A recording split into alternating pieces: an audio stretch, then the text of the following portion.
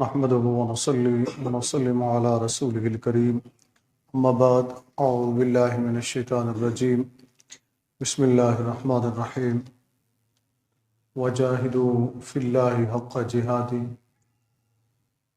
صدق اللہ العظیم وصدق رسولہ النبی الکریم الامین قال اللہ تبارک وتعالی فی شان حبیبی ان اللہ ملائکتہ یصلون علی النبی یا ایہا الذین آمنوا صلوا علیہ وسلموا تسلیما الصلاۃ والسلام علیک یا سیدی یا رسول اللہ وعلی آلک واصحابک یا سیدی یا حبیب اللہ الصلاۃ والسلام علیک یا سیدی یا رسول اللہ وعلی آلک واصحابک یا سیدی یا رحمۃ للعالمین۔ السلام علیکم ورحمۃ اللہ وبرکاتہ۔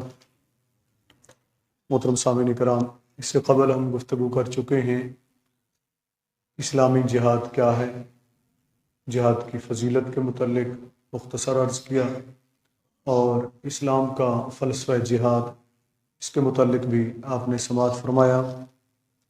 ہم نے کوشش یہ کی ہے کہ جہاد پر جو اعتراضات کیے جاتے ہیں آج کے دور میں، جو شکوک و شبہات پیدا کیے جاتے ہیں، انہیں دور کیا جائے اور اپنے لوگوں کو بھی باور کرایا جائے کہ اسلامی جہاد فتنہ اور فساد کو نہیں کہتے، اسلامی جہاد دہشت گردی کو نہیں کہتے، بلکہ یہ آپ سماعت فرما چکے کہ اسلامی جہاد کا مقصد یہ ہے، جیسا کہ میں نے عرض کیا تھا کہ یہ لفظ جہد سے نکلا ہے، جس کا معنی ہوتا ہے کوشش کرنا، یعنی کہ ایک بندہ جب اسلام قبول کر لیتا ہے، دامن اسلام میں آ جاتا ہے، یا پیدائشی طور پر بھی مسلمان ہوتا ہے، مسلمان گھرانے میں پیدا ہوتا ہے، جب وہ سن شعور میں آتا ہے تو اسلام اس سے یہ تقاضا کرتا ہے، جہاد کا جو مقصد ہے، اسلامی جہاد اس سے یہ تقاضا کرتا ہے کہ وہ اپنی مکمل زندگی کو ہر لحاظ سے اس چیز پر لگا دے کہ اس نے اللہ کے دین کی سربلندی کو دیکھنا ہے، اللہ کے دین کو سربلند کرنا ہے، اللہ کے دین کو غالب کرنا ہے۔ اس کے لیے جو بھی طریقہ اختیار کرے گا وہ جہاد کے اندر شامل ہو جائے گا۔ یہ میں نے عرض کیا تھا کہ جہاد صرف تلوار پکڑنے کا نام نہیں ہے، بلکہ جہاد بالعلم بھی ہے، جہاد باللسان بھی ہے، جہاد بالقلم بھی ہے، جہاد بالمال بھی ہے، اور جہاد بالنفس، اور پھر جہاد جو جان قربان کرنا ہے، یہ سارے جہاد اسی کے اندر شامل ہو جاتے ہیں۔ اور یہ بھی عرض کر دیا گیا تھا کہ تلوار اٹھانا ایک آخری آپشن ہوتا ہے کہ جب کوئی راستہ باقی نہ رہے، ہر معاملے میں رکاوٹ ڈالی جا رہی ہو، تو پھر مسلمان کو حکم یہ ہے، جیسا کہ میں نے قرآن کی آیت پڑھ کے عرض کیا تھا کہ مدینۃ المنورہ میں صحابہ کرام رضوان اللہ تعالیٰ علیہم اجمعین کو اللہ نے حکم دیا کہ وَقَاتِلُوا حَيْثُ ثَقِفْتُمُوهُمْ، کہ اٹھو اور قتل کرو انہیں، ان سے لڑو جو تم سے لڑتے ہیں، تو جو تمہیں مارتے ہیں تم انہیں مارو، جو تمہیں گھروں سے نکالتے ہیں، انہوں نے تمہیں گھروں سے نکالا، انہیں تم نکال دو۔ تو یہ آخری آپشن آ جاتا ہے۔ یعنی اسلام جو جہاد کا حکم دیتا ہے وہ اس لیے نہیں ہے کہ ہر بندے پر تلوار اٹھا کر یا ہتھیار اٹھا کر چڑھ دوڑو اور ہر ایک کو مار دو، قتل کر دو، جو بدنام کیا جاتا ہے، ایسا اسلام میں نہیں ہے۔ شریف بھائی آپ ذرا اوپر جائیں، ان بچوں ساروں کو نکالیں، اوپر بھی شور کرتے ہیں اور ادھر بھی، ان سب کو بگائیں۔ درود شریف پڑھ لیں گے۔ الصلاۃ والسلام علیک یا سیدی یا رسول اللہ وعلی آلک واصحابک یا سیدی یا حبیب اللہ۔ اب یہ آپ نے سماعت فرمایا، اور یہ بھی میں نے عرض کر دیا تھا کہ کس طریقے سے جد و جہد کی ہمارے نبی صلی اللہ علیہ وآلہ وسلم، آپ کی جد و جہد بڑی پرامن جد و جہد تھی، پرامن پیغام تھا، وعلیکم السلام، جو آپ صلی اللہ علیہ وآلہ وسلم نے لوگوں کو دیا۔ اس پرامن جد و جہد کے مقابلے میں جواب کیا ملتا رہا، یہ بھی میں نے آپ کو پیش کر دیا تھا کہ آپ صلی اللہ علیہ وسلم پر پتھر برسائے گئے، راستے میں کانٹے بچھائے گئے، گلے میں کپڑا ڈال کر بھیجا گیا، آپ صلی اللہ علیہ وسلم کے گھر کے دروازے کے سامنے کوڑا کرکٹ ڈال دیا جاتا، سارا گند اکٹھا کر کے نبی کریم صلی اللہ علیہ وسلم جہاں سے گزرتے آپ کا ٹھٹھا اڑایا جاتا، مذاق اڑایا جاتا، آقا علیہ الصلوۃ والسلام کو تکلیفیں دی جاتی، اور پھر ساتھ ہی ساتھ صحابہ کرام رضوان اللہ تعالی علیہم اجمعین ان کو بھی تکلیفیں دی جاتی، حالانکہ ان میں سے کوئی بھی تلوار نہیں اٹھا رہا تھا، کوئی بھی کسی کے خلاف تلوار نہیں اٹھا رہا تھا، کسی کے خلاف لڑ نہیں رہا تھا، ایک پرامن بات تھی۔ وہ کہہ رہا ہے بھی اگر تمہیں پسند نہیں ہے تو نہ پسند کرو، نہ قبول کرو، لیکن یہ کون سا طریقہ ہے کہ مارنا شروع کر دو، لڑنا شروع کر دو؟ پھر اس کے جواب میں اگر مسلمان ہاتھ اٹھا لے تو پھر کہتے ہیں جی مسلمان دہشت گرد ہے۔ یہ چیز میں نے واضح کی تھی، الحمدللہ اس کا آپ سماعت فرما چکے۔ اب آئیے آگے چلتے ہیں۔ آج کا جو بنیادی ہمارا موضوع ہوگا وہ ہے جہاد بالمال، یعنی مال کے ذریعے اللہ کی راہ میں جہاد کرنا۔ یہ بڑا اہم موضوع ہے اور بڑا وسیع بھی ہے، لیکن مختصر کر کے گفتگو کروں گا اس کے اوپر، اور اللہ رب العزت کی بارگاہ میں یہ دعا کروں گا کہ اللہ تعالی ہمیں اسلامی جہاد کو سمجھنے اور اس پر ہمیں عمل کرنے کی توفیق عطا فرمائے۔ آج کی جو پہلی آیت کریمہ کا حصہ میں نے تلاوت کیا وہ ہے سورۃ الحج۔ سورۃ الحج کی آیت نمبر 78 ہے، جس میں ابتدا میں اللہ رب العزت نے ارشاد فرمایا ہے وَجَاهِدُوا فِي اللَّهِ حَقَّ جِهَادِ، اور اللہ کی راہ میں جہاد کرو جیسا کہ جہاد کرنے کا حق ہے، یعنی کہ اللہ کی راہ میں جہاد کرنا ہے اور جہاد کرنے کا جو حق ہے وہ حق ادا کرو۔ اور بڑی دلچسپ بات یہاں یہ ہے کہ اللہ رب العزت نے یہاں کسی مخصوص جہاد کا نام نہیں لیا، کسی مخصوص جہاد کے بارے میں نہیں فرمایا، مطلق حکم دیا ہے کہ اللہ کی راہ میں جہاد کرو، اللہ کی راہ میں کوشش کرو جیسا کہ کوشش کرنے کا حق ہے، جیسا کہ جہاد کرنے کا حق ہے۔ اب اس کو ہم آسانی سے یوں سمجھ سکتے ہیں کہ ایک اور مقام پر اللہ رب العزت نے ارشاد فرمایا یا ایھا الذین آمنوا اتقوا اللہ حق تقاتہ، اے ایمان والو اللہ سے ڈرو جیسا کہ اللہ سے ڈرنے کا حق ہے۔ اب جب ہم اس کو دیکھتے ہیں تو اس میں تقوی کی بھی ساری قسمیں آ جاتی ہیں، خوف خدا بندی کی ساری قسمیں آ جاتی ہیں، کہاں کہاں ڈرنا ہے، کہاں کہاں تقوی اختیار کرنا ہے، وہ سارے حق ادا کرو گے تو پھر اللہ سے ڈرنا ہوگا، پھر اتقوا اللہ ہوگا۔ اسی طرح جہاد کا یہ حکم دیا، فرمایا کہ وجاہدوا فی اللہ حق جہادی، کہ اور اللہ کی راہ میں جہاد کرو جیسا کہ جہاد کرنے کا حق ہے۔ اب یہاں ایک بات تو یہ آپ نے ذہن میں رکھنی ہے کہ اللہ تعالیٰ نے یہ جو ہمیں حکم فرمایا ہے کہ حق ادا کرو، اب حق کیسے ادا ہوگا؟ ہم اگر ساری تاریخ اسلام کو دیکھیں تو اس کے لیے وقت نہیں، میں چھوٹا سا ایک اشارہ آپ کو کر دیتا ہوں، اس سے ہمیں بات سمجھ میں آ جائے گی۔ مثلا مومن اول چلیں ہم ان کی زندگی کو دیکھتے تھے، سیدنا صدیق اکبر رضی اللہ تعالی عنہ، نبی کریم صلی اللہ علیہ وسلم کے بعد سب سے افضل، سب سے بہتر، سب سے برتر، یہ تمام احادیث مبارکہ میں موجود۔ آقا علیہ الصلوۃ والسلام نے ارشاد فرمایا، بلکہ مولا علی رضی اللہ تعالیٰ عنہ کا جو روایت ہے وہ میں پیش کر دوں تو وہ سب سے بہتر ہے۔ وہ فرماتے ہیں کہ نبی کریم صلی اللہ علیہ وسلم نے ارشاد فرمایا کہ ابو بکر سے بہتر کوئی نہیں ہے، ابو بکر سے بہتر کوئی نہیں، مولا علی رضی اللہ تعالیٰ عنہ روایت فرماتے ہیں۔ اور پھر فرماتے ہیں نبی کریم صلی اللہ علیہ وسلم نے ارشاد فرمایا اس زمین پر کوئی ایسا شخص پیدا نہیں ہوا جس پر سورج طلوع ہوا ہو اور وہ ابو بکر سے افضل ہو، یعنی کسی ایسے شخص پر سورج طلوع نہیں ہوا جو ابو بکر سے افضل ہو۔ گویا سیدنا ابو بکر صدیق رضی اللہ تعالیٰ عنہ افضل البشر بعد الانبیاء ہے، یہ متفقہ عقیدہ ہے اہل سنت و جماعت کا۔ بہرحال یہاں پتہ نہیں کیسے کیسے نمونے ہمارے مسلک کے نام پر پیدا ہو گئے ہیں، اللہ تعالیٰ انہیں ہدایت عطا فرمائے۔ میں ان کے لیے ہدایت کی دعا ہی کر سکتا ہوں اور کچھ بھی نہیں کر سکتا۔ اب آئیے وہی مومن اول سیدنا صدیق اکبر رضی اللہ تعالیٰ عنہ، ان کی زندگی میں سے ایک بات میں نے عرض کی تھی کہ انہوں نے کیسے کوششیں کی، تلاوت قرآن کرنا اور پھر اس یہ سارا سلسلہ۔ دوسرا پہلو ان کا جو جہاد بالمال ہے، اس کو بھی اگر آپ دیکھیں تو وہ بھی بڑا قابل رشک ہے۔ اس کے دو طریقے ہوتے ہیں جہاد بالمال کے، باقی طریقے بعد میں انشاءاللہ میں عرض کر دوں گا۔ ایک تو یہ ہوتا ہے کہ اللہ نے آپ کو مال دیا ہے، آپ مجاہدین کی مدد کریں. آپ خود نہیں جا سکتے، جو اللہ کی راہ میں جہاد کر رہے ہیں، یعنی جس طرح کا بھی جہاد کر رہے ہیں، تو مثلا جہاد بھی سیف تلوار کے ذریعے، ہتھیار کے ذریعے میدان جہاد میں ہیں، عملی طور پر وہاں لڑ رہے ہیں، ان کی آپ مدد کریں. جہاد بالعلم، علم کے ذریعے جہاد کر رہے ہیں، مثلا کوئی طالب علم ہے، وہ علم حاصل کر رہا ہے، جد و جہد کر رہا ہے، کوشش کر رہا ہے، کوئی عالم دین ہے، دین کی تبلیغ کر رہا ہے، پیغام دے رہا ہے، جہاد باللسان، زبان کے ذریعے وہ جہاد کر رہا ہے، قلم کے ذریعے وہ جہاد کر رہا ہے. آپ کے پاس وہ قوت نہیں، اللہ نے آپ کو مال دیا ہے، تو آپ اپنے مال کے ذریعے ان کی مدد کریں، اپنے مال کے ذریعے ان کی مدد کریں، اپنے مال کو اللہ کی راہ میں خرچ کریں، تو آپ بھی اس جہاد کے زمرے میں آ جائیں گے جس کا حکم اللہ رب العزت نے دیا ہے.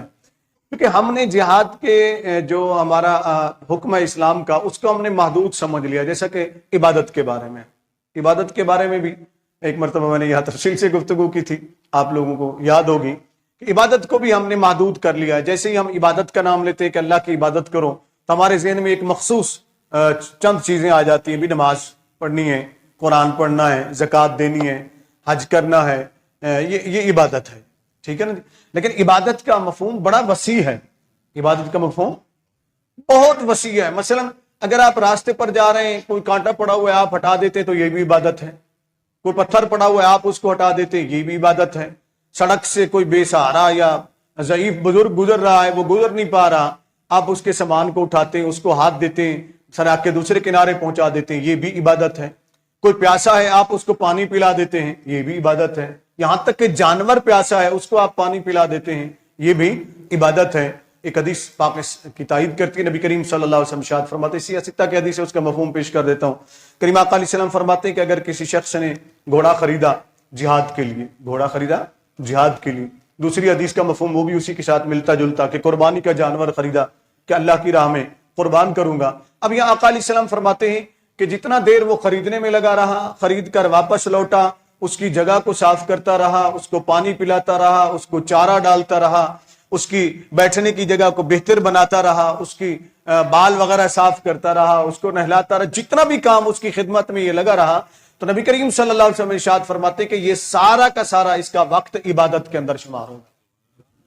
یہ سارا اس کا جو اعمال ہے یہ عبادت کے اندر شمار ہوں گے. اب اندازہ کریں کہ عبادت کا مفہوم کتنا وسیع ہے، کتنا وسیع ہے. اب یہاں یہ بھی ایک حدیث کا مفہوم یہ بھی ہے کہ اگر آپ کسی اپنے مومن بھائی کی طرف دیکھ کر مسکرا دیتے ہیں، یعنی کہ وہ خوش ہو جاتے ہیں، اس کو اللہ نے کوئی نعمت دی ہے، اس پر آپ مسکرا دیتے ہیں، تو آقا علیہ السلام فرماتے ہیں یہ مسکرانا بھی عبادت ہو جاتا ہے، یہ مسکرانا بھی عبادت ہو جاتا ہے. کریم آقا علیہ السلام کی ایک حدیث کا مفہوم یوں بھی ہے کہ اگر آپ کا کوئی مسلمان بھائی بیمار ہے، آپ اس کی عیادت کے لیے چلے جاتے ہیں. مثلا آپ اپنی دکان پہ بیٹھے تھے، گھر پہ بیٹھے تھے، وہاں سے اٹھے، چلے گئے اس کے گھر میں، اس کی عیادت کی، اس سے بات کی، اس کی حوصلہ افزائی کی، اور واپس لوٹ آئے. فرماتے ہیں جب تک واپس لوٹ کر اپنے کام میں مصروف نہیں ہوتا، اس کا وہ سارا کا سارا وقت عبادت میں شمار ہوگا. اب یہاں کون سی نماز پڑھی، یہاں کون سا روزہ رکھا ہے، یہاں کون سی زکوٰۃ دی ہے. تو جو اسلام کے احکام ہیں ان کے مفہوم کو اگر صحیح معنوں میں سمجھایا جائے تو پھر ہمیں پتہ چلے گا کہ اسلامی احکام کیا ہے. ہم محدود ایک چیز سمجھا دیتے ہیں اور اس کے بعد آگے نکل جاتے ہیں. اسی طرح جہاد کے ساتھ ہو رہا ہے. جب بھی جہاد کا نام لیا جاتا ہے تو سمجھا یہ جاتا ہے جی جہاد کا تو ہے نا، مار دو، پھاڑ دو، چیر دو، قتل کر دو، خون بہا دو، یہ کر دو، وہ کر دو، جیسا کہ بدنام کرتے ہیں مستشرقین، اسلام دشمن قوتیں. اسلامی جہاد یہ نہیں ہے. یہ ایک الگ بات ہے کہ قتال کا حکم کس وقت ہوتا ہے، وہ الگ بات ہے، وہ بھی اسی جہاد کے اندر شامل ہے، مگر یہ پہلا آپشن نہیں ہے. پہلی بات تو یہ ہے کہ آپ نے اپنی تمام تر قوتیں جو اللہ نے آپ کو دی ہیں ان کو استعمال کرنا ہے اللہ کے دین کے غلبے کے لیے، اللہ کے دین کے پیغام کو پہنچانے کے لیے. اب صدیق اکبر رضی اللہ تعالیٰ عنہ جن کی میں بات عرض کر رہا تھا، اب ذرا ان سے غور کیجیے. پہلا طریقہ ان کا کیا تھا؟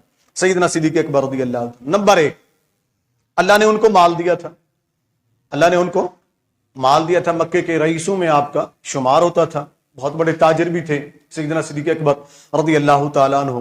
آپ نے کیا کیا اس کو، اب ذرا ان کے جہاد بالمال کو دیکھیے گا، سمجھیے گا کہ کیسے انہوں نے سمجھا اور اس پر کیسے انہوں نے عملی طور پر کام کیا۔ پہلا کام ان کا یہ تھا صدیق اکبر رضی اللہ تعالیٰ، آپ چین سے نہیں بیٹھتے تھے۔ جہاد کا مقصد اب سمجھ آئے گا جب میں آپ کو عملی طور پر سمجھا دوں گا صدیق اکبر رضی اللہ تعالیٰ کہ مومن جو ہوتا ہے نا، مومن جب وہ ایمان کا دعویٰ کرتا ہے، ایمان کو قبول کر لیتا ہے، اسلام کو قبول کر لیتا ہے، یا مسلمان کے گھر میں پیدا ہوا ہے، اب سامنے شعور میں آ گیا ہے، اب اس کے لیے چین سے بیٹھنا نہیں بنتا، چین سے بیٹھنا نہیں بنتا ہے۔ اب مومن کی زندگی چین سے نہیں گزرتی ہے، بلکہ وہ حرکت میں رہتا ہے، وہ جدوجہد کرتا ہے، وہ کوشش کرتا ہے اپنی زندگی سے کہ جو ایمان کی دولت مجھے ملی ہے، جو ایمان کی لذت مجھے ملی ہے، جو اسلام کی روشنی مجھے ملی ہے، میں اس کو دوسروں تک بھی پہنچاؤں، دوسروں تک بھی پہنچاؤں۔ اس کے مختلف طریقے ہوتے ہیں، وہ صدیق اکبر رضی اللہ تعالیٰ عنہ کی زندگی سے آپ کے سامنے آ جائیں گے۔ پہلا کام صدیق اکبر رضی اللہ تعالیٰ عنہ جو کرتے تھے، جب ایمان لے آئے نا نبی کریم صلی اللہ علیہ وسلم کی ذات گرامی پر، اور آقا علیہ الصلوۃ والسلام نے فرمایا میں نے جس کو بھی اسلام پیش کیا، اسلام کی دعوت دی، اس نے کچھ نہ کچھ سوچا، شش و پنج میں مبتلا ہوا۔ کسی نے کہا فلاں سے مشورہ کروں گا، کسی نے کہا فلاں سے مشورہ کروں گا، کسی نے کہا سوچوں گا، کسی نے کہا دیکھوں گا، لیکن واحد ابو بکر صدیق رضی اللہ تعالیٰ عنہ، جب میں نے اس کو اسلام کی دعوت دی تو بلا کسی ہیل و حجت کے اس نے فوراً کہا کہ اپنا ہاتھ بڑھائیے اور مجھے بیعت کر لیجیے، یعنی اس نے کوئی تاخیر نہیں کی۔ ابو بکر صدیق رضی اللہ تعالیٰ عنہ وہ ذات گرامی ہے۔ حیران کن بات تو یہ ہے کہ جو بغیر ہیل و حجت کے، بغیر کسی بات کے اس نے پہلی دعوت پر اسلام کو قبول کر لیا۔ آج کچھ لوگ کہتے ہیں جی ان کا اسلام ثابت کرو، ان کا اسلام ثابت کرو۔ حیران کن بات نہیں ہے؟ ویسے ان کو تو جواب میں نے دے دیا ہے، میں کسی کا نام تو نہیں لیتا، پھر کہتے ہیں جی نام لیتے ہیں، لیکن مجبوراً نام بھی لینا پڑتا ہے بتانے کے لیے۔ شیعوں کا آج کل ایک بڑا مشہور ذاکر اٹھا ہوا ہے جی الہ یاری کے نام سے، حسن الہ یاری، ٹھیک ہے نا، اس نے ایک ویڈیو بنا کر یوٹیوب پہ اپلوڈ کیا، جی ابو بکر صدیق کا کوئی اسلام ثابت کر دے، ابو بکر صدیق کا کوئی اسلام ثابت کر دے۔ اب جب ایسی باتیں اٹھاؤ گے پھر ہم جواب دیں گے تو پھر کہو گے یہ فرقہ پرستی ہے، شرم تم کو مگر نہیں آتی؟ پہلے تو ثابت کرنا اپنے آپ کو، تو ہے کون، اپنی نسل پہلے تو ثابت کرنا، تیری نسل کیا ہے۔ ہمیں ابو بکر صدیق کے ایمان کو ثابت کرنے کی ضرورت نہیں ہے، تیری نسل ثابت کرنے کی ضرورت ہے کہ تو بتا کہ تیری نسل کیا ہے۔ اس لیے کہ صحابہ کرام رضوان اللہ تعالی علیہم اجمعین یا اہل بیت اطہار رضوان اللہ تعالی علیہم اجمعین، ان کے ایمان پر اگر کوئی شک کرتا ہے تو پھر اس کے حلالی ہونے پر شک ہے، اس لیے کہ نسل حلال جو ہے وہ کبھی ان کے ایمان پر شک نہیں کر سکتی ہے۔ تو خیر یہ تو بات تھی کہ میں تیری نسل کو پہلے پتہ کرنا چاہیے۔ میں نے اس کے شیعہ علماء کی کتابوں میں سے تقریباً 36 سے زیادہ شیعہ علماء کی کتابوں کے میں نے حوالے دی، جنہوں نے کہا کہ بڑی مزے کی بات یہ ہے، انہوں نے لکھا کہ سب سے پہلے ابو بکر اسلام لے آئے، انہوں نے بھی مانا اس بات کو، تسلیم کیا انہوں نے اس بات کو، اور علماء اہل سنت کی تو کثیر کتب کے اندر، کتب احادیث کے اندر، دیگر کتب کے اندر موجود ہے ایمان لانے کے بعد۔ اور سب سے بڑی بات مولا علی کرم اللہ وجہ الکریم کی بات بھی ان کو یاد نہیں رہتی ہے کہ جب آپ سے پوچھا گیا کہ ابو بکر کے بارے میں آپ کیا کہتے ہیں تو فرمایا ابو بکر تو صدیق ہے۔ مولا علی رضی اللہ تعالیٰ نے فرمایا، ٹھیک ہے نا، ابو بکر تو صدیق ہے۔ کسی نے پوچھا حضور آپ بھی ان کو صدیق کہتے ہیں؟ تو مشہور زمانہ الفاظ ہیں مولا علی کرم اللہ وجہ کے، فرمایا میں کیوں نہ اسے صدیق کہوں جس کو نبی کریم صلی اللہ علیہ وسلم نے زمین پر صدیق کہا، اللہ نے آسمانوں پر صدیق کہا، اور جبرائیل امین علیہ السلام کی زبانی صدیق کہلوایا، میں کیوں نہ اسے صدیق کہوں؟ تو وہ صدیق اکبر، تو کہتا ہے اس کے ایمان کو ثابت کرو، لانتی تجھے شرم نہیں آتی ہے؟ لعنت اللہ علی شرکم، ہم یہی کہیں گے کہ تمہارے شر پر اللہ کی لعنت ہو۔ یہ اللہ کے حبیب صلی اللہ علیہ وسلم نے ارشاد فرمایا تھا کہ اگر کوئی میرے صحابہ کو برا بلا کہے تو کہہ دیا کرو لعنت اللہ علی شرکم، تمہارے شر پر اللہ کی لعنت ہو۔ اور لانتیوں تمہارے چہرے ہی لانتی ہوتے، صحابہ کو بکواس کرتے ہو، شرم نہیں آتی ان کو۔ اب آگے چلیے، مولا علی کی اولاد میں سے، اہل بیت کے اماموں میں سے سیدنا امام جعفر صادق رضی اللہ تعالی ہیں، وہ بھی فرماتے ہیں کہ ابو بکر صدیق ہیں، وہ بھی فرماتے ہیں ابو بکر صدیق ہیں۔ وہی ابو بکر صدیق رضی اللہ تعالیٰ جب ایمان لے آئے تو انہوں نے جد و جہد کیا کی؟ سب سے پہلی چیز یہ غور سے سنیں، تبلیغی کام کرنے والے، دعوت کا کام کرنے والے، تبلیغ کا دین کا کام کرنے والے، دین کے لیے جو کام کرنا چاہتے ہیں ان کے لیے صدیق اکبر رضی اللہ تعالیٰ کی زندگی مثال راہ ہے۔ اب جہاد بالمال یہ اسی میں آ جائے گا سارا کچھ، کیونکہ کہیں جانے آنے کے لیے بھی مال خرچ کرنا پڑتا ہے۔ اس وقت تو ذرا یہ تھے کہ پیدل بھی جاتے تھے یا گھوڑیوں پر، گدے کے اوپر، اونٹ کے اوپر سوار ہو کر جاتے۔ صدیق اکبر رضی اللہ تعالیٰ نے پہلا کام کیا کیا، جہاں جہاں بھی آپ کے تعلقات تھے نا، آپ کے جاننے والے تھے۔ اب یہ جو ہم ہاتھ پر ہاتھ دھرے بیٹھے رہتے ہیں نا، اب پہلے وہ آیت سن لیں پھر میں اگلی اس کا مفہوم بھی آیا۔ اب یہ سورۃ البقرہ کی آیت ہے، اس کے اندر رب کریم نے کیا ارشاد فرمایا۔ اب یہاں کمال کی بات ارشاد فرمائی اللہ رب العزت نے ان کے بارے میں کہ جو لوگ جہاد نہیں کرتے، بیٹھے رہتے ہیں سکون کے ساتھ، وہ کہتے ہیں ہمیں کیا ضرورت ہے جانے کی، یا ہمیں کیا ضرورت ہے کوشش کرنے کی۔ تو رب کریم نے بڑی دلچسپ بات ارشاد فرمائی ہے، فرمایا فضل اللہ المجاہدین، فضل اللہ المجاہدین، بے شک اللہ نے فضیلت، اللہ نے فضیلت عطا فرمائی، بے اموالہم، وہ مجاہد بے اموالہم جو اپنے مال کے ذریعے، وانفسہم اور اپنی جان کے ذریعے جہاد کرتے ہیں، اپنی مال اور جان کے ذریعے جہاد کرتے ہیں۔ ہم نے انہیں فضیلت عطا فرمائی کن پر؟ علی القاعدین درجہ، جو گھروں میں بیٹھے رہتے ہیں، ان پر ہم نے درجوں بلندی عطا کر دی ہے، ان کو جو اپنے مال اور جان کے ذریعے جہاد کرتے ہیں اللہ کے لیے۔ اب یہ بات آپ نے سمجھ لی ذہن میں۔ اب ہم، ایک بندہ دکان پہ بیٹھا ہوا بڑے مزے سے بیٹھا ہے، ایک بندہ گھر میں بیٹھا ہوا بڑے مزے سے بیٹھا ہوا ہے، ایک بندہ مسجد میں آ کر بیٹھا بڑے مزے سے بیٹھا ہوا، ایک بندہ وہ ہے جو راتوں کو جاگتا ہے، کتابیں کھولتا ہے، پڑھتا ہے۔ کیوں پڑھتا ہے؟ وہ بچہ ہے، وہ طالب علم ہے، صبح جانا ہے، استاد کو سبق سنانا ہے، دین کا طالب علم ہے، وہ پڑھ رہا ہے۔ یہ قرآن کا طالب علم ہے، وہ پڑھ رہا ہے، قرآن کو کھول کھول کر پڑھ رہا ہے، بار بار پڑھ رہا ہے، ان کتابوں کو ریپیٹ کر رہا ہے، چل رہا ہے، اور پھر چلتے ہوئے جاتا ہے، وہاں پڑھنے کے لیے جاتا ہے، اپنی زندگی کے سارے لمحات وہ اللہ کے دین کے لیے وقف کر دیتا ہے۔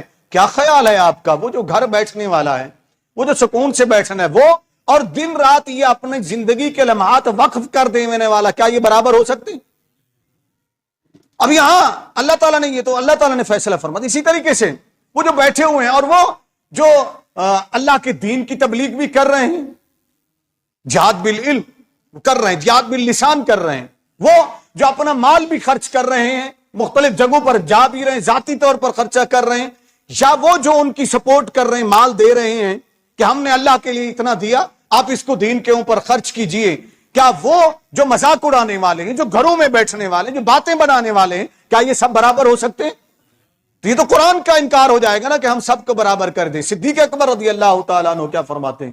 آپ کیا کرتے تھے؟ آپ اٹھتے، شروع میں جو آپ کا بہترین کام تھا نا، آپ اٹھتے، آپ اپنے دوستوں کے پاس جاتے، جو قریب تھے ان کے پاس پیدل چلے جاتے، جو دور تھے سواری پر چلے جاتے، زیادہ راہ ساتھ لیتے، راستے یعنی کہ راستے کا جو خرچ وغیرہ ہوتا وہ ساتھ لیتے، وہاں پہنچتے، ان سے ملتے، کیا کہتے تھے؟ وہاں ملنے کے لیے جاتے تو کیا کرتے تھے؟ ہم ایک دوسرے کو ملتے ہیں، ہم سے تو اتنا بھی توفیق نہیں ہوتی نا، آپ میری اس بات کی تائید کریں گے چونکہ میں بھی تو آپ ہی میں رہتا ہوں نا، میں تو باہر کی مخلوق تو نہیں ہوں نا، ہم سب انسان ہیں، اکٹھے رہتے ہیں، ایک ہی معاشرے میں رہتے ہیں۔ ہم جب ایک دوسرے کو ملنے کے لیے جاتے، کبھی ہم نے دل پہ ہاتھ رکھ سوچئے گا، کبھی ہم نے اپنے دوست کو دعوت دی یا نماز پڑھنے چلا کر، نماز پڑھنے چل، مسجد میں چل، اللہ کی بارگاہ میں جھکا کر، بجائے اس کے کہ ہم اس کو مسجد میں لے آئیں، وہ ہمیں مسجد سے باہر لے جاتا ہے۔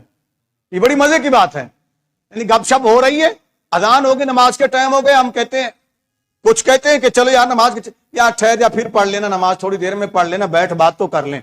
یعنی ہماری حالت یہ ہو چکی ہے، اور پھر ہم سوچتے ہیں کہ ہمیں اللہ کامیابی کیوں نہیں دے رہا۔ اب ذرا سنیے گا، صدیق اکبر رضی اللہ تعالیٰ چل کر جاتے ان دوستوں کے پاس، اور جانے کے بعد انہیں ایک ہی دعوت دیتے تھے۔ وہ دعوت کیا تھی؟ کہا سنو، تم نے میرے ساتھ تجارت کی ہے، میں نے تمہارے ساتھ تجارت کی، اکٹھے سفر کیے ہیں، ایک بات بتاؤ، مجھے تم نے کیسا پایا؟ مجھے تم نے کیسا پایا؟ وہ کہتے ہیں ابو بکر تجھ جیسا تاجر ہم نے نہیں دیکھا، تو بے مثال تاجر ہے۔ तो हमेशा सच बोलता है। कहा फिर ऐसा करो, मेरे मशवरे पर तुम चलते थे, मैं तुम्हें दावत देता हूं कि मैंने इस्लाम कबूल कर लिया है, मोहम्मद सल्लल्लाहु अलैहि वसल्लम पर ईमान ले आया हूं, तुम भी उन पर ईमान ले आओ, चलो मेरे साथ उनसे मिलो, चलो मेरे साथ उनसे मिलो, चलो दीन की तरफ आओ, दीन की तरफ। ये है मोमिन का किरदार। क्या ऊंची तो बोले ना, ताकि पता भी चलो ना, हम भी तो मोमिन होने के दावेदार हैं ना, हम भी तो मोमिन होने के दावेदार हैं। तो हम किरदार कौन सा अदा कर रहे हैं? कभी हमने लोगों को बुलाया, तबलीग की, हमने लोगों को दीन की दावत दी, हमने तो दो चंद रुपयों में मौलवी साहब को रख लिया है मस्जिद के अंदर कि मौलवी साहब बुलाएगा, मौलवी साहब की जिम्मेदारी है। मौलवी साहब की जिम्मेदारी सिर्फ नहीं, ये हर मोमिन की जिम्मेदारी है। वो दीन की तरह बुलाए लोगों को। वो जो तूने इस्लाम कबूल किया है, मैंने इस्लाम कबूल किया है, तो क्या पाया हमने उस इस्लाम से? इस्लाम ने हमें क्या दिया? ईमान ने हमें क्या दिया है? सिर्फ कलमा पढ़ लिया, मुसलमान के घर में पैदा हो गए, बस नहीं। आगे हमने उस ईमान के समरात लोगों तक पहुंचाने और लोगों को समझाना है कि आओ मस्जिद के अंदर आओगे, नमाज पढ़ोगे तो रब का कुर्ब हासिल होगा, दीन पर अमल करो कि तो जिंदगी सुकून में आ जाएगी। सिद्दीक अकबर यूं दावत देते, जानते हैं जो पहले 39 सहाबाए किराम है ना इस्लाम कबूल करने वाले, उनमें अक्सरियत जो है वो सिद्दीक अकबर की दावत पर इस्लाम ले आए रदी अल्लाह। सिद्दीक अकबर रदी अल्लाह तआला अन्हु की दावत पर ईमान कबूल किया उन्होंने। हजरत उस्मान गनी जैसी शख्सियत, दीगर सहाबाए किराम, हजरत उस्मान बिन मज़ऊन रदी अल्लाह तआला अन्हुमा, ये वो साहबा जलीलुल कदर साहब हैं जो अबू बकर सिद्दीक की दावत पर ईमान ले आए। चूंकि उस्मान गनी भी बहुत बड़े ताजिर थे, इस तरह दीगर सहाबाए किराम। नंबर एक काम यह था कि जाते मुख्तलिफ लोगों के पास कि आओ दीन की तरफ। नंबर 2, सिद्दीक अकबर रदी अल्लाह तआला अन्हु जब कहीं जहां कहीं किसी मुसलमान को मुश्किल में देखते थे, किसी मुसलमान को मुश्किल में देखते थे। आज हमारा मुआशरा क्या है? हमारा भाई बीमार हो जाए ना, सगा भाई बीमार हो जाए, माँ बाप से अगर अलग हो गए हैं, वो बीमार हो जाए, तकलीफ में आ जाए, तो हम तो उनको पूछना गवारा नहीं करते। कुछ देना तो दूर की बात है ना, करीब से भी नहीं गुजरते हैं। हमारा माशरा जो आम मुआशरे की मैं बात कर रहा हूँ, इल्ला माशाअल्लाह बहुत कम लोग हैं जो अभी भी उन चीजों को संभाले हुए हैं, ताल्लुक बरकरार रखते हैं। वरना तो माशरा ही ऐसा हो चुका है, हम किसी गरीब की गुर्बत देखकर उसका मजाक उड़ाते हैं, हंसी उड़ाते हैं। हैरान कौन बात है, हम अपने मुसलमान भाई को मुश्किल में देखकर उसके साथ मदद नहीं करते हैं। लेकिन जरा सिद्दीक अकबर रज़ी अल्लाह तआला अन्हु, ये है जिहाद बिल माल। क्या करना है? नंबर 1 मुजाहिदीन की मदद, वो पहले नंबर पर उसको रखें। नंबर 2, जिस मुसलमान को मुश्किल में देखें तो अल्लाह ने अगर आपको माल दिया है तो उसकी मदद करके उसको उस मुश्किल से निकालें। यह भी जिहाद के अंदर शामिल है, यह भी जिहाद के अंदर शामिल है। सिद्दीक अकबर रज़ी अल्लाह तआला अन्हु, अब कितने कितने वाकयात हैं उनके वालिद ने बेल आखिर उनको कहना पड़ा। मैं चलो आखिरी बात बता दो ना, सिद्दीक अकबर कमजोरों को, मसलूमों को, जो मिस्कीन थे, जो गरीब थे, जिनका कोई पुरसान हाल नहीं था, उनकी मदद फरमाते, उनको गुलामी से आजाद करवाते, उनकी कीमत अदा कर देते। यहां तक कि हज़रत बिलाल हबशी रज़ी अल्लाह तआला को जब आजाद करवाया था ना, खरीदा था उमैया काफिर से, जब खरीद लिया तो उसने पता है ताना क्या दिया? कहा अबू बकर, पीछे से हंसा ना जोर से, पीछे से हंसा ना जोर से। ये हमेशा काफिर जो है ना मजाक उड़ाते हैं मुसलमानों का। क्या उड़ाते हैं? मजाक उड़ाते हैं।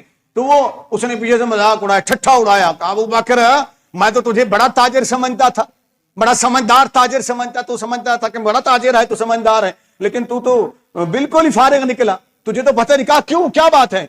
कहा तूने बड़ा महंगा सौदा कर लिया है, एक गोरा चिट्टा गुलाम भी दे दिया, एक काले गुलाम के बदले, बिलाल हबशी के बदले, वो हबशी थे ना, काले थे रंग के, उसके बदले गोरा चिट्टा ताकतवर तूने गुलाम भी दे दिया, साथ ऊपर इतने कीमत भी दे दी। सैयदना सिद्दीक अकबर रज़ी अल्लाह तआला ने फरमाया, तुझे क्या मालूम कि बिलाल की कीमत क्या है? काफिर को क्या मालूम कि मोमिन की कीमत क्या है?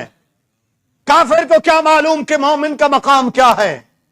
काफिर तो यही देखता है कि ये काल अल्लाह व काल रसूल करता है, ये अल्लाह अल्लाह करता है, ये लोगों को अल्लाह की तरफ बुलाता है। और जो मोमिन का मकाम है वो मोमिन अव्वल से तो पूछ कर देखना। तो मैं तुझे क्या मालूम कि बिलाल का मकाम क्या है? नादान, तू भूल गया, भूला मैं नहीं हूं, खसारे में तू रहा, खसारे में मैं नहीं रहा। अगर तू मेरी सारी दौलत, सारे गुलाम मांगता, तब भी मैं देकर बिलाल को खरीद लेता, और तब भी मैं समझता कि मैंने सौदा घाटे का نہیں کیا ہے، یہ ہے جہاد بالمال، اللہ کی راہ میں مال خرچ کر کے اپنے مسلمان بھائی کو مشکل سے نکال لینا۔ کہاں گیا یہ جذبہ کہاں گیا ہمارے اندر؟ پھر ہم کہتے ہیں ذلت ہے، رسوائی ہے، ہر طرف سے دنیا ہمیں مار رہی ہے، مارے گی تو صحیح نہ ہمیں۔ جب ہم ایک دوسرے کو مرتا ہوا دیکھ رہے ہیں تو پھر دوسرے کیسے نہیں ماریں گے ہمیں؟ دوسرے کیسے نہیں ماریں گے ہمیں؟ اب ذرا ان کی تنظیمیں تو دیکھیں نا کیسی ہیں۔ ہمارے کتنے لوگ پہنچے فلسطین کے اندر جو مسلمانوں کو مارا جا رہا ہے۔ ہماری اڈیالہ جیل کے اندر ایک گستاخی رسول صلی اللہ علیہ وسلم رسول اللہ صلی اللہ علیہ وسلم شان میں گستاخی کی، اس کا قیدی ایک وہاں پر موجود ہے جس کو سزائے موت دی گئی تھی، ٹھیک ہے نا، وہ وہاں پر موجود ہے۔ پرسوں والے دن امریکہ کی NGOs تنظیمیں، ان کے نمائندے، وہ سارے کے سارے پہنچے ہیں اپنے اس قیدی کو ملنے کے لیے، اس تک پہنچنے کے لیے۔ یعنی آپ کے جج بھی لیٹ گئے، آپ کی ایجنسیاں بھی لیٹ گئی، آپ کے ادارے بھی لیٹ گئے، آپ کی حکومتیں بھی لیٹ گئی۔ پاکستانیوں تم کہتے ہو ہم آزاد ہیں، میں کہتا ہوں نہیں، اس دور میں جتنے بدترین غلامی سے پاکستانی گزر رہے ہیں اور کوئی نہیں گزر رہا ہے۔ جیسے آتے ہیں وہ دن دن آتے ہوئے جاتے ہیں، جو چاہتے ہیں وہ کرتے ہیں، اور کوئی بھی انہیں روکنے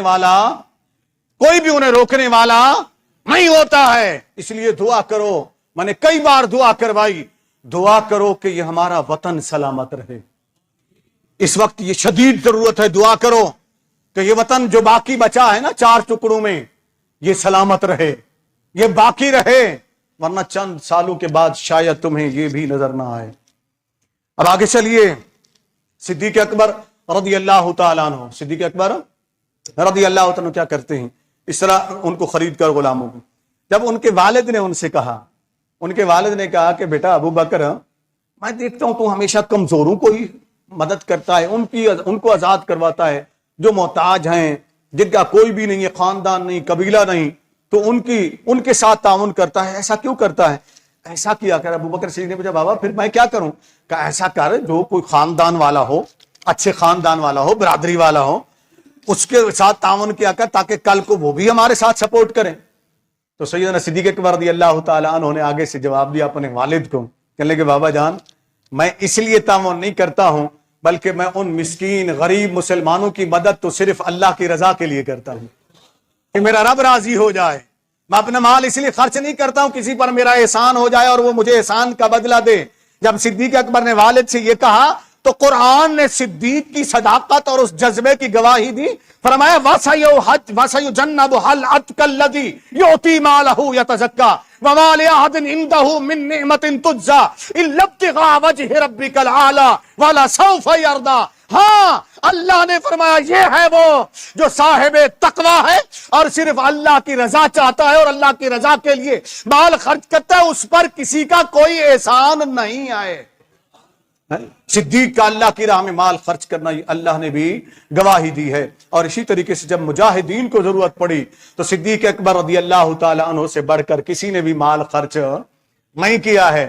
آپ دیکھیں کئی مواقع ایسے ہے جب غزوے کی تیاری ہو رہی تھی، آقا علیہ السلام نے حکم فرمایا کہ مسلمانوں کے لیے تعاون کرو، تو ایک غزوہ ایسا بھی آیا صدیق اکبر کے پاس مال کم تھا، اس وقت ہمیشہ سب سے زیادہ دیتے اور بازی لے جاتے۔ اس بار فاروق اعظم نے کہا کہ میں بازی لے جاؤں گا، صدیق اکبر گھر گئے، بڑا مشہور زمانہ واقعہ ہے، یہ غزوہ تبوک کی تیاری کا مرحلہ ہے، ٹھیک ہے نا۔ آقا علیہ السلام کی بارگاہ میں صدیق اکبر اپنا سامان لے کر آئے، کیسے لے کر آئے؟ عمر پہلے دے چکے تھے، بڑے خوش تھے کہ میرے پاس اس وقت مال زیادہ ہے، آج تو میں بازی لے جاؤں گا۔ نیکی میں رشک کرنا کوئی بری بات نہیں ہے، آج تو میں بازی لے جاؤں گا۔ صدیق اکبر آئے، اما ایسے صدیقہ فرماتی بابا جب گھر سے سامان اٹھا رہے تھے نا، حالت یہ تھی جہاد بالمال کی کہ الماری میں اس طرح ہاتھ مار رہے تھے نیچے۔ میں نے پوچھا بجان یہ کیا کر رہے ہیں؟ فرمایا بیٹی میں نے ایک سوئی رکھی تھی یہاں کپڑا سینے والی، وہ ڈھونڈ رہا ہوں۔ اب وہ کیا کرو گے؟ کہا بیٹا یہ بھی لے جاؤں گا، آقا علیہ السلام کی بارگاہ میں پیش کروں گا، کسی مجاہد کے کپڑے پھٹ جائیں تو کپڑے سینے کے کام آ جائے گی۔ گھر سے سوئی تک اٹھا کے لے آئے ابو بکر صدیق۔ جب آقا نے پوچھا ماں اب کہت لے اہلک یا ابا بکر، اے ابا بکر گھر والوں کے لیے کیا چھوڑ کر آئے ہو؟ اب کہت اللہ و رسول، اے میرے آقا میں اللہ اور اس کے رسول کو گھر والوں کے لیے چھوڑ آیا ہوں۔ جو تھا सब लुटाने चला आया हूं, जो था सब ले आया, सब ले आकर पेश कर दिया। इसे कहते हैं जिहाद बिल माल। हमें अल्लाह की राह में 100 रुपया खर्च करते हुए बुखार आती है, 50 रुपया खर्च करते हुए बुखार आता है, 5000 खर्च करते हुए, 10,000 खर्च करते हुए बुखार आ जाता, परेशान गिनवाते हैं, हमने ये खर्च किया, हमने वो खर्च किया। सिद्दीक अकबर ने अपना सब कुछ अल्लाह के दीन के लिए खर्च फरमा दिया। इसे जिहाद बिल माल कहते हैं। कोशिश कीजिए, इस पर अमल कीजिए। अल्लाह रब्बुल इज्जत में अमल करने की तौफीक अता फरमाए।